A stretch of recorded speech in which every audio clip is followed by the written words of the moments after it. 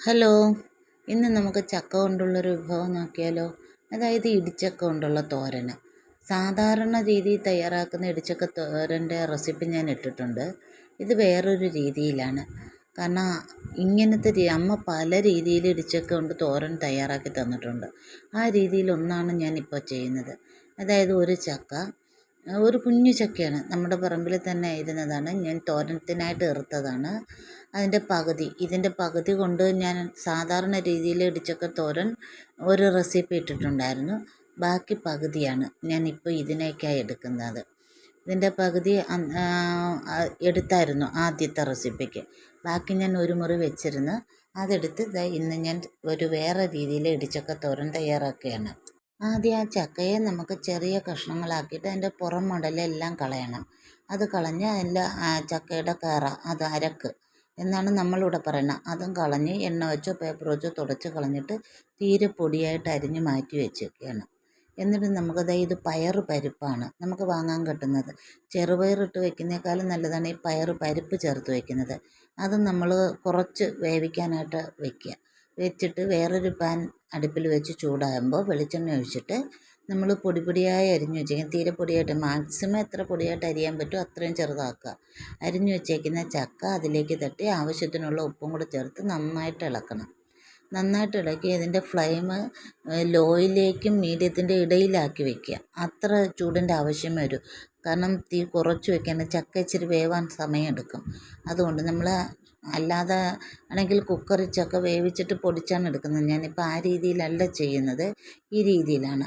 അതുകൊണ്ട് ഇങ്ങനെ എടുത്തിട്ട് നമുക്ക് കയ്യിൽ ഒരല്പം വെള്ളം കുടഞ്ഞു കൊടുത്തിട്ട് അതിനെ ഒന്ന് എല്ലാം കൂടെ അരികിലേക്ക് കൂട്ടി വെച്ചിട്ട് ഒന്ന് അടച്ചു വയ്ക്കണം. അടച്ചു വെച്ചിട്ട് ഇടയ്ക്കിടയ്ക്ക് ഒന്ന് എടുത്ത് ഇതുപോലൊന്ന് ഇളക്കി കൊടുക്കുക.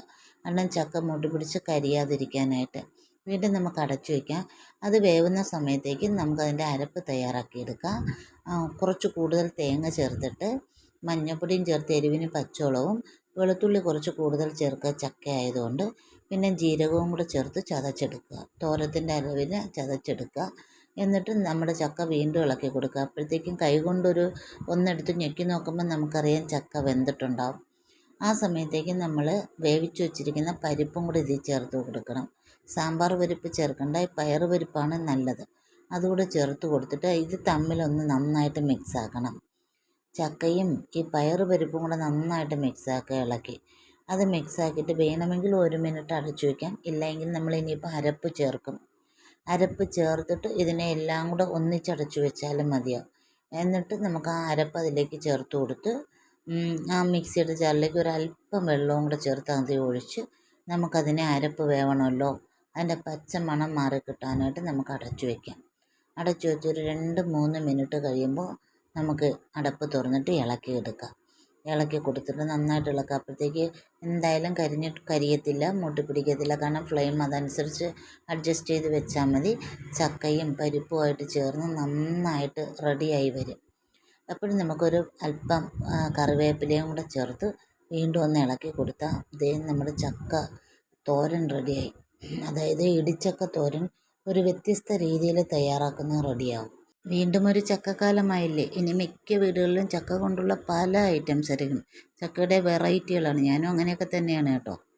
ഇനി നമുക്ക് ആ തോരൻ അങ്ങോട്ട് ഇറക്കി മാറ്റി വെച്ചിട്ട് ഒരു കുഞ്ഞു പാത്രം വെച്ചിട്ട് ഇതിലൊത്തിരി കടുക് തളിച്ചൊഴിക്കണം. എന്നാലേ അതാണ് ഇതിൻ്റെ ഏറ്റവും നല്ല ടേസ്റ്റ് കിട്ടുക. അതിലേക്കായിട്ട് വെളിച്ചെണ്ണ ഒഴിച്ചിട്ട് കടുക് പൊട്ടി കഴിയുമ്പോൾ കുറച്ച് ഉഴുന്ന് പരിപ്പിടുക. ഉഴുന്ന് പരിപ്പ് ഇട്ട് അത് മൂത്ത് വരുമ്പോഴേക്കും നമ്മൾ വറ്റൽമുളക്, ഒരു 3-4 വറ്റൽമുളക് അത് മുറിച്ച് അതിലേക്കിട്ട് മൂപ്പിച്ച് അതിൻ്റെ കൂടെ കറിവേപ്പിലയും കൂടെ ഇട്ട് മൂപ്പിച്ചെടുക്കണം.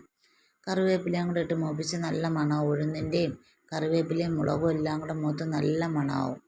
ഇനി അത് നമുക്ക് നമ്മുടെ തയ്യാറാക്കി വെച്ചിരിക്കുന്ന ചക്കയുടെ തോരത്തിലേക്ക് ചേർത്ത് കൊടുത്ത് നന്നായിട്ടൊന്ന് ഇളക്കിയിട്ട് ഫ്ലെയിം അങ്ങ് ഓഫ് ചെയ്താൽ മാത്രം മതി. അപ്പോഴത്തേക്കും നമ്മുടെ ചക്ക തോരൻ റെഡിയായി. ഇത് കിടിലൻ ടേസ്റ്റാണ് കേട്ടോ. ഞാൻ ചെയ്ത് നോക്കിയിട്ട് പറയുന്നതാണ്. കാരണം അമ്മയൊക്കെ തയ്യാറാക്കി തരും. അമ്മ പല രീതിയിലാണ് ഈ ചക്ക കൊണ്ടുള്ള വിഭവങ്ങൾ തയ്യാറാക്കുന്നത്.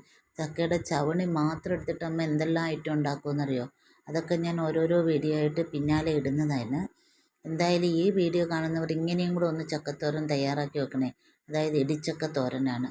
എല്ലാം കൂടെ ചേർത്ത് നമുക്ക് തയ്യാറാക്കാൻ പറ്റും. വളരെ ഹെൽത്തിയാണെന്നറിയാമല്ലോ.